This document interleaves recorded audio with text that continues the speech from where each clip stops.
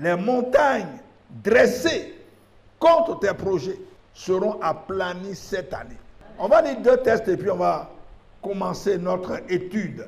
Alors prenons Zacharie 4, versets 6 à 10. Alors il reprit et me dit, c'est ici la parole que l'Éternel adresse à Zorobabel. Ce n'est ni par la puissance, ni par la force, mais c'est par mon esprit, dit l'Éternel des armées. Qui es-tu, grande montagne, devant Zorobabel? Tu seras aplani. Il posera la pierre principale au milieu des acclamations. Grâce, grâce pour elle.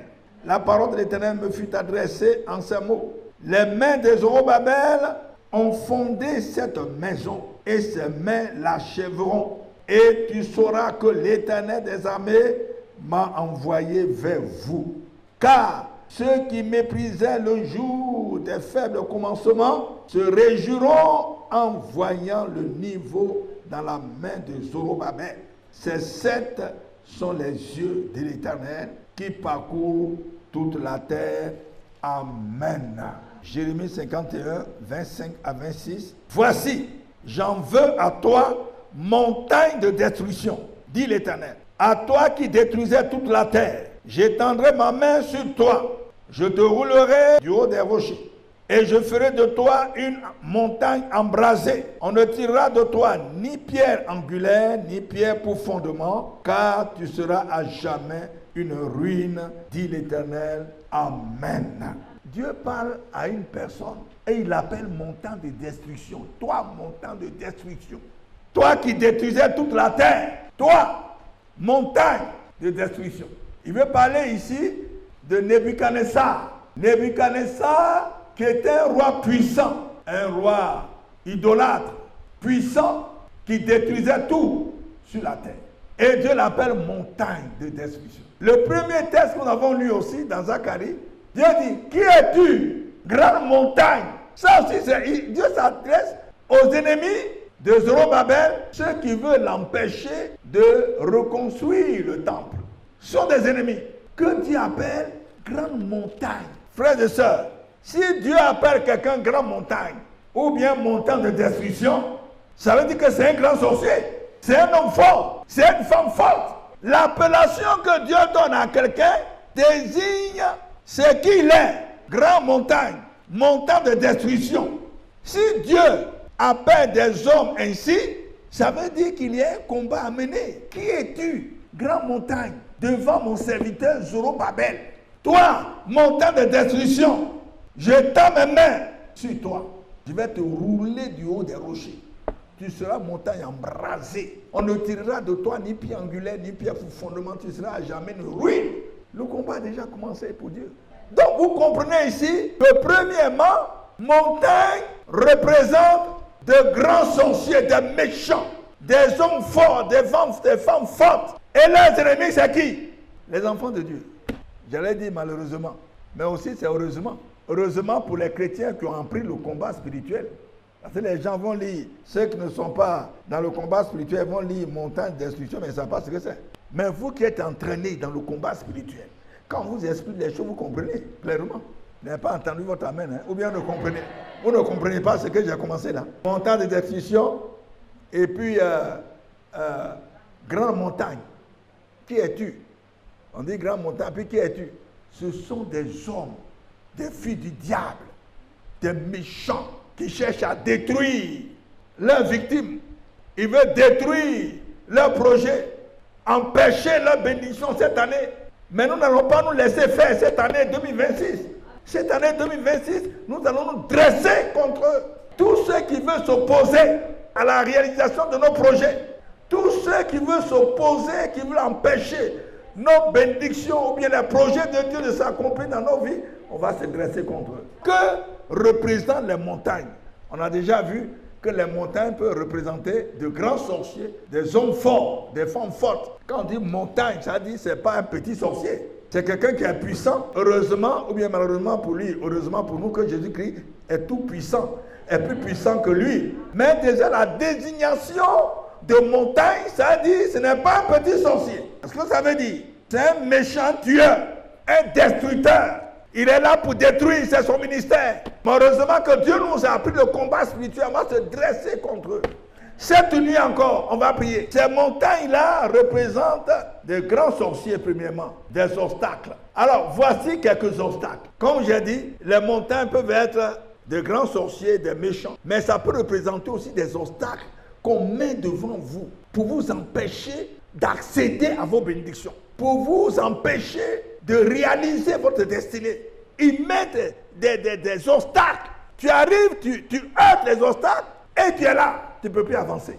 Les montagnes peuvent être des obstacles. Les collines, les rochers, les pierres. Je vous parle du monde invisible. Ce n'est pas de vraies montagnes, ce n'est pas de vraies pierres, mais ce sont des obstacles. Mais dans le monde spirituel, c'est comme des montagnes, c'est comme des collines, des rochers et des pierres. J'ai entendu des gens dire, dans leurs songes, ils vont quelque part, arriver à un endroit, c'est une montagne, et ils ne peuvent plus avancer. Ou bien c'est un rocher qui les empêche de continuer leur chemin. Il y a une sœur qui m'a dit, elle voit une rivière qui lui bat le chemin alors qu'elle devait aller derrière la rivière. C'est un obstacle. Parce que ses parents dans l'eau. Ce sont des obstacles que l'ennemi met devant ses victimes. Parce que si tu réussis ta vie, lui il est malheureux. Il est malheureux. Parce que tu réussis ta vie. Donc ils ne veulent pas que nous réussissions nos vies. Ils veulent nous voir malheureux et eux, ils sont contents. Si tu réussis, ils sont malheureux. Ils sont tristes. Mais cette année-là, ils seront tristes parce que tu vas réaliser ta destinée. Parce que tu vas réussir. Parce que ces obstacles seront ôtés. Job 9, verset 5 dit ceci. Parlant de Dieu, il dit, il transporte soudain les montagnes, il les renverse dans sa colère. Donc, si tu te mets à prier là, c'est ce que Dieu va faire. Les montagnes que les gens ont mis sur ton chemin là, va les renverser dans sa colère. Parce que les sorciers là, ils ont leurs montagnes, ils ont leurs collines, ils ont leurs rochers qu'ils mettent devant leurs victimes pour les empêcher d'avancer. Mais Dieu dit dans sa colère, il va les renverser. Job 28, verset 9. L'homme porte sa main sur le roc. Il renverse les montagnes depuis la racine. Ici on dit l'homme, ce n'est pas Dieu. C'est-à-dire dans les prières là, les prières que tu vas faire cette nuit-là, par tes prières, tu vas renverser les montagnes depuis leurs racines. C'est-à-dire tu vas déraciner les montagnes cette nuit. Par tes prières, c'est possible. Dans le nom de Jésus, tu vas déraciner toutes ces montagnes qui t'empêchent d'avancer, qui t'empêchent d'être prospère, qui t'empêchent de te marier, d'enfanter, de réussir tes projets, de réussir tes entreprises. Ces montagnes seront déracinées. Ésaïe 62, verset 10, il est écrit ceci. Franchissez les portes, préparez un chemin pour le peuple, frayez la route, ôtez les pierres. Vous voyez, dit franchissez. Mais avant de franchir, il faut ôter les pierres, il faut ôter les obstacles. Parce qu'une vie chrétienne, c'est une vie de marche. C'est-à-dire, tu as rencontré Christ, et puis tu marches, tu vas vers ta destinée. Vous avez vu Joseph, on l'a attaqué, on l'a vendu, on a fait tout ça, il n'a pas murmuré, mais il marchait vers l'accomplissement de sa destinée. Même ses ennemis le poussaient vers l'accomplissement. Or, ce qu'il devait devenir, c'était en Égypte. L'ennemi ne veut pas que nous franchissions les barrières. Il met des pierres, des obstacles pour nous empêcher d'atteindre nos objectifs. Or, ce soir-là, cette nuit-là, nous allons mener ce combat pour que tous ces obstacles soient ôtés de notre chemin. Amen. Je n'ai pas entendu votre amen. Deuxième obstacle, les murs et les murailles. Dans le monde spirituel, il peut mettre des murailles devant vous. Des murailles entre vous et vos bénédictions. Tu vas tu hâtes le mur. Spirituellement, tu es bloqué. Tu ne peux plus avancer. Eux-mêmes vont bâtir ces murs, ces murailles pour vous empêcher. Le psaume 89, verset 41. Tu as détruit toutes ces murailles. Tu as détruit toutes ces murailles. Cette nuit-là, nous devons prier, demander à Dieu de détruire les murailles que les sorciers ont construites pour nous empêcher d'avancer. Il dit, tu as détruit toutes ces murailles. Vous avez entendu, non? Tu as détruit toutes ces murailles, les murailles de l'homme fort. Et puis la suite, il dit, tu as mis en ruine ces forteresses. ces forteresses qui t'empêchent d'avancer. C'est important de savoir ces choses-là. Hein? La muraille de Jéricho, ou les murailles de Jéricho, personne ne peut entrer à Jéricho. Les murs étaient hautes. Oh, Dieu dit, je livre Jéricho entre vos mains. Mais comment? Dieu même donne la solution. Il dit, chaque jour, faites le tour de la ville pour proclamer la parole de Dieu, pour proclamer la gloire de Dieu. Et puis le 7e jour, faites 7 tours. Et à la fin, vous criez, Alléluia, gloire à Dieu, vous poussez des cris de victoire. Et vous allez voir que la muraille va s'écrouler. Et c'est ce qu'ils ont fait. Si tu ne pries pas, si tu ne cries pas à Dieu, les murailles ne vont pas tomber. Tu seras chrétienne, peut-être même bonne chrétienne. Si tu meurs, tu vas aller au ciel. Mais si tu ne cries pas à Dieu pour renverser ces murailles, tu vas rester sur la terre tel que tu es, sans bénédiction, sans gloire. Et ça, ce n'est pas normal qu'un fils de Dieu, une fille de Dieu, reste ainsi, sans évoluer, malgré sa bonne vie chrétienne. Ce n'est pas normal. Jérémie 51, 58. On va te parler de larges murailles qui sont tombées là-bas. Jérémie 51, 58, il est écrit ceci. Ainsi parle l'Éternel des armées. Les larges murailles de Babylone seront renversées. Vous entendez ça? Les larges murailles de Babylone seront renversées. Ses hautes portes seront brûlées par le feu. Ainsi, vous voyez, on séquence. Ainsi, les peuples auront travaillé en vain. Les nations se seront fatiguées pour le feu. C'est-à-dire tous les sorciers qui ont élevé ces hautes murailles contre toi, quand Dieu va les brûler, quand Dieu va les renverser, ils vont voir que ils sont fatigués pour rien. Mais qui est venu renverser nos murailles qu'on a dressées devant ce chrétien, devant cette chrétienne? Qui a renversé les murailles? Ce n'est pas tes prières que Dieu a utilisées pour les renverser. Mes amis, beaucoup de chrétiens échouent parce qu'ils n'ont pas cette vérité-là, ils ne connaissent pas cette vérité qu'on peut mettre devant eux des obstacles. Et les obstacles des ennemis sont nombreux. Je suis en train de vous donner quelques-uns, comme les montagnes, les collines, les rochers, les pierres. Maintenant, nous sommes sur les murs et les murailles. Des murailles infranchissables. Mais avec Dieu, on peut franchir ces murailles, les renverser et puis passer. C'est ça la vérité. Avec Dieu, nous ferons des exploits. Il écrasera nos ennemis. On ne peut pas faire des exploits sans que les ennemis soient écrasés, sans qu'ils soient défaits. Il faut qu'ils soient défaits. Mais c'est de la prière. Surtout les veillées. Les sorciers n'aiment pas les veillées. Aujourd'hui, plusieurs chrétiens n'aiment plus les veillées. Ils vont faire le cul pour se trémousser, danser jusqu'à sueur. Mais qu'est-ce que le sorcier va faire avec tes sueurs? Qu'est-ce qu'il va faire avec ta sueur? Il va se réjouir. Mais quand tu pries la nuit, tu détruis tous leurs projets. Tous leurs plans sont détruits la nuit. C'est pourquoi la nuit, plusieurs chrétiens sont affaiblis. Cette année, réveille-toi. Dis à ton voisin, réveille-toi la nuit. Tu as besoin de prier de nuit. Tu as besoin de t'intéresser aux veillées.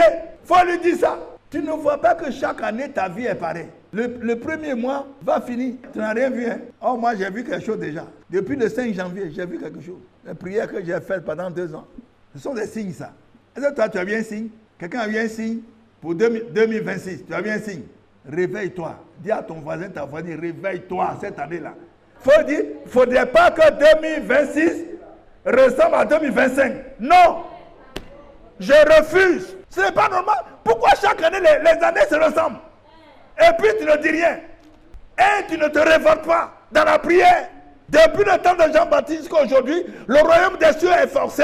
Et ce sont les violents qui s'en emparent. Les violents dans la prière. Les violents dans le jeûne. Les violents dans les veillées. C'est comme ça, moi, j'ai été éduqué spirituellement. Les veillées. Parce que très tôt, on m'a fait comprendre que les veillées détruisent les plans des sorciers, des démons, les missiles, les satanistes, les veillées, les prières des veillées. Non, c'est pourquoi je t'invite aussi à aimer les veillées pour que les grandes murailles, les larges murailles que les gens ont dressées devant toi tombent, soient renversées. Les portes soient brûlées devant toi. Amen. Troisième obstacle, les prisons spirituelles. Les prisons. Les ennemis peuvent mettre quelqu'un en prison. Le monde spirituel, je parle de prison spirituelle. Tu peux être libre dans le monde physique. Aller à Korogo, revenir à Abidjan, voyager, aller partout. Mais tu peux être dans une prison. Tu voyages, mais tu tournes en rond. Rien ne te réussit. Ton âme est dans une prison. Il y a des gens qui se sont vus en songe dans un endroit clos. Et puis, ils sont là, ils cherchent à sortir, il n'y a pas de porte. Ah! La personne tourne en rond et elle se réveille. Est-ce qu'elle est délivrée? Il y a une autre qui est dans une chambre, dans une salle, mais avec une baie vitrée.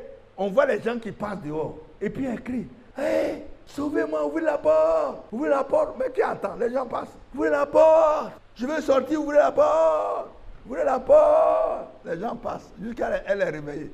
Est-ce qu'elle est sortie?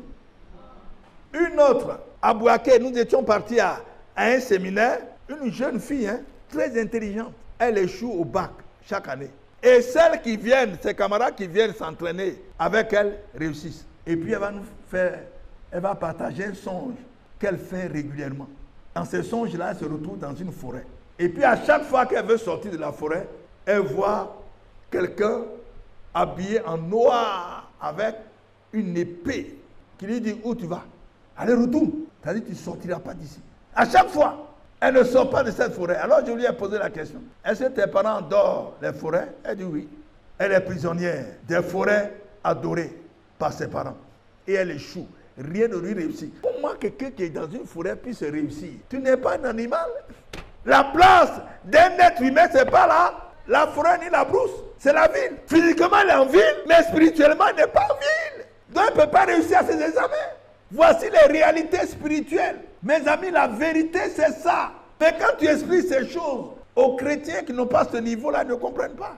Comme une sœur, je crois que c'est le dimanche dernier, au bureau, je l'ai reçue. Et puis, elle me raconte que son mari est décédé, brusquement comme ça, sans maladie. Et c'est comme ça que je creuse. Qu'est-ce qui est arrivé? Parce qu'il y a toujours quelque chose. Nous qui sommes dans la délivrance, c'est de quoi on parle. Dans la causerie, il s'est trouvé qu'elle est déjà mariée dans le monde spirituel. Et si ce mariage spirituel n'a pas été brisé, le mari physique peut payer les frais. Par une maladie, par la mort, ou bien par la pauvreté. Il va devenir pauvre. Ça, c'est le mari spirituel qui fait ça. Mais elle est étonnée. Elle dit, mais comment? Il était chrétien. Comment Dieu peut laisser un démon tuer quelqu'un? Vous voyez? Et puis j'ai rigolé. J'ai dit, je vais t'expliquer. Parce que je sais que tu n'as pas ce niveau-là. Tu ne peux pas comprendre. Tu as déjà un premier mari. Et ce sont tes parents qui t'ont donné à ce démon-là. Donc c'est un mariage légal. Dans le monde spirituel, c'est légal. Celui qui vient, le mari physique qui vient là, c'est un adultère. Le premier mariage n'a pas été brisé. Pourquoi Dieu se greffer dessus? Si tu es le rival d'un démon, alors Dieu, qui est le Dieu de justice, ne peut pas intervenir si tu n'as pas crié à lui. D'ailleurs, il faut savoir d'abord que tu es adultère, que tu puisses crier à Dieu. Mais ça, beaucoup de chrétiens ne peuvent pas comprendre. Plusieurs sœurs ont perdu leur mari comme ça, parce qu'elles sont déjà mariées dans le monde spirituel. Quand je lui ai expliqué, elle a compris, elle dit, ah là, c'est ça les enseignements. Frères et sœurs, les prisons, tu peux être dans une prison. Si on ne t'a pas fait sortir de là, tu ne peux pas réussir ta vie. Tu es bon chrétien, si tu meurs, tu vas au ciel. Mais sur la terre, tu n'auras rien. Rien. Ce n'est pas la faute à Dieu. C'est toi qui n'as pas recherché la connaissance. La Bible dit, mon peuple périt parce qu'il lui manque la connaissance. Il lui manque ce qu'il doit connaître pour mener le combat qu'il faut. Mais il ne connaît pas. Il ne recherche même pas. Or, la Bible dit, cherchez et vous trouverez. Frappez et l'on vous ouvrira. Demandez et l'on vous donnera. Ils ne cherchent pas d'hommes. Pendant que nous sommes venus mener ce combat, plusieurs hommes à la maison. Sur le lit moelleux. Nous aussi, on a des lits moelleux, mais on est venus. On sait ce qu'on cherche. Mes amis, la vie chrétienne, là, c'est chacun pour soi. Hein. C'est pour cela que l'adage le dit, chacun pour soi. Dieu est pour tout le monde. Mais c'est chacun qui détermine son avenir. L'accomplissement de ton avenir est dans ta main. La manière dont tu pries, c'est comme ça que tu vas réussir ta vie. Alors prenons Job 38, verset 10. Verset 10 à 11. 38, 10 à 11. Il a dit, quand je lui imposais ma loi et que je lui mis des barrières et des portes. Ce n'est pas seulement des portes, mais des barrières. Je lui ai mis des barrières et des portes. Je lui ai imposé ma loi. Il y a des sorciers qui imposent leur loi. Des mystiques, des sataniques qui imposent leur loi. Aux chrétiens qui n'ont pas une vie de prière. Si tu n'as pas une vie de prière, ils peuvent t'imposer leur loi. Ils te barrent tout. Parce que tu es devenu faible dans la prière. Je lui ai mis des barrières et des portes. Le verset 11. Quand je dis, Tu viendras jusqu'ici, tu n'iras pas au-delà. Ici s'arrête l'orgueil de tes flots. Ici, Dieu a pris l'exemple de la mer. Il a pris l'exemple de la mer. Tu vois la mer là, quand ça se soulève là, tu dis, ça là, ça ne va pas arriver au village aujourd'hui. Quand ça arrive à la limite, ça ne dépasse pas ça. Il y a des chrétiens aujourd'hui, on dit, là c'est à quoi? Ah, en tout cas j'ai prié un moment. Après ça, là, tu ne vas plus les entendre prier jusqu'à la fin de l'année. Tu la vois, tu lui demandes quelques temps après la sœur. Il y a quoi? Dis non, mais de toute façon, on ne peut pas aller ailleurs, on est dedans. Quelqu'un tu as vu crier, wow, 2 mois après, tu vois son visage est comme ça. Qu'est-ce qui se passe? Non, vraiment, on est là, on est dedans. De toute façon, affaire d'église, on ne peut pas quitter. On est dedans jusqu'à ce que Jésus-Christ revienne. Ça veut dire que la sœur est vaincue. On lui a mis des barrières, des portes. Elle n'a pas cassé. Elle ne sait même pas qu'on lui a mis des portes et des barrières. C'est ici. Tu vas prier jusqu'à... C'est ici, là, ta prière va s'arrêter. Et puis après, ce serait 6 mois de sommeil spirituel. Des barrières, des portes. Oh, il faut que ces barrières-là soient cassées. Ces portes-là soient cassées. Quand on prenait le psaume 107, verset 16. Car il a brisé les portes d'airain, il a rompu les verrous de fer. Dieu a brisé les portes d'airain, il a rompu les verrous de fer. Si tu cries à lui, cette nuit, il va briser tous ces verrous de fer. Ces portes seront brisées. Quand on prenait Ésaïe 45, la même expression est là-bas. Ésaïe 45, verset 1 à 2.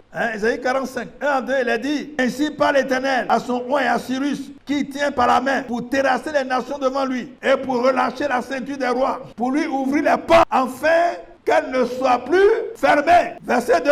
Je marcherai devant toi, j'aplanirai les chemins montueux, je romprai les portes d'airain et je briserai les verrous de fer. Dieu dit, cette nuit-là même, là, lui-même va te prendre par la main pour terrasser tous les sorciers qui ont mis les portes devant toi, qui ont mis les montagnes devant toi.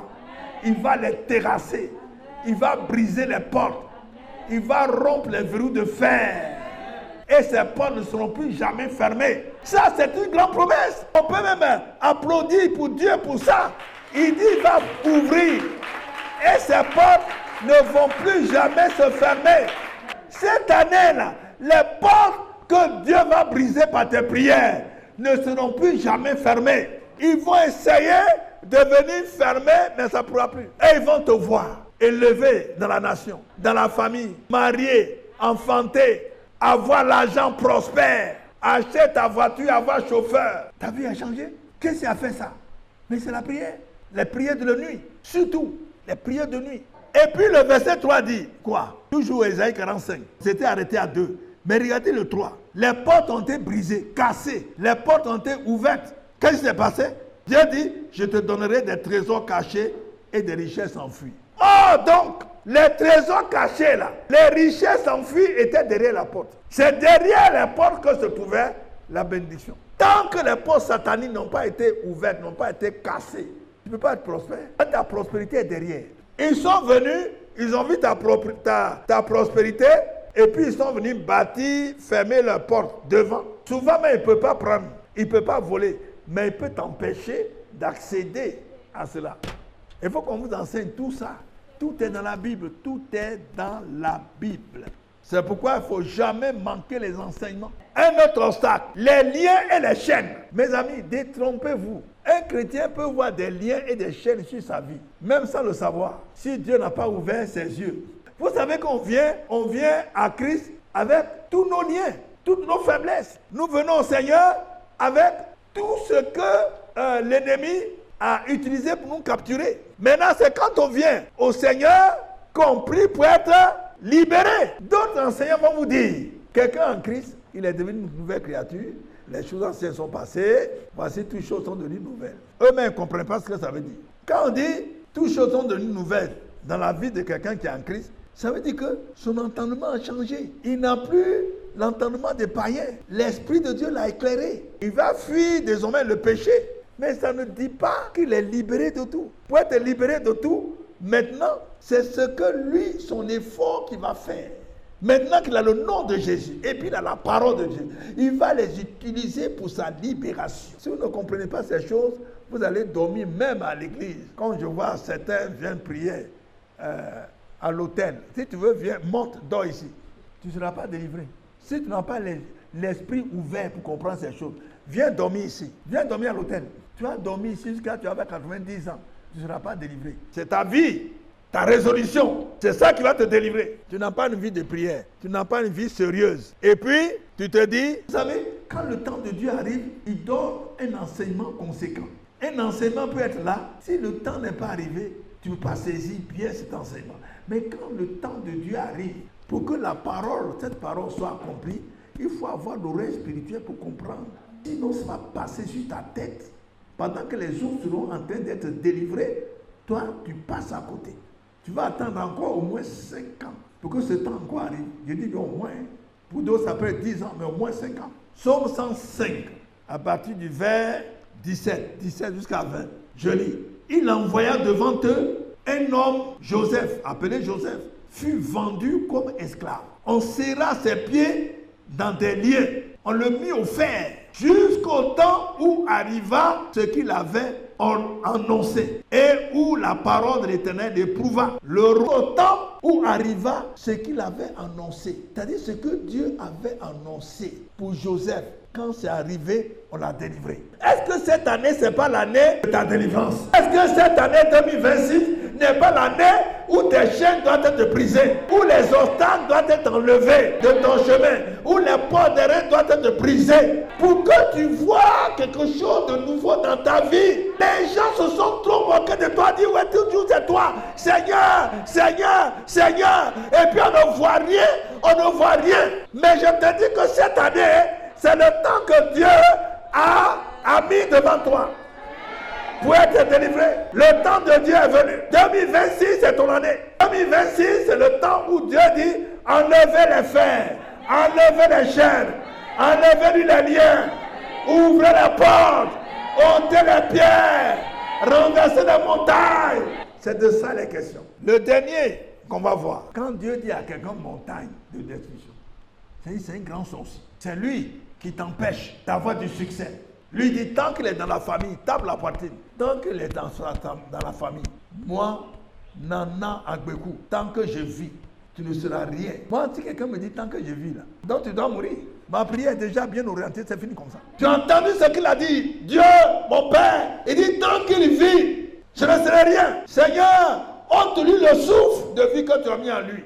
Pour que moi, je vois ta gloire. Donc, c'est un homme fort. Et l'homme fort détruit tout. C'est pourquoi dans Jérémie 51 qu'on a lu là, 25 à 26, Dieu dit, montagne de destruction. Toi qui détruisais tout sur la terre. Vous avez vu un sorcier qui fait du bien? Il tue. Il détruit les bénédictions.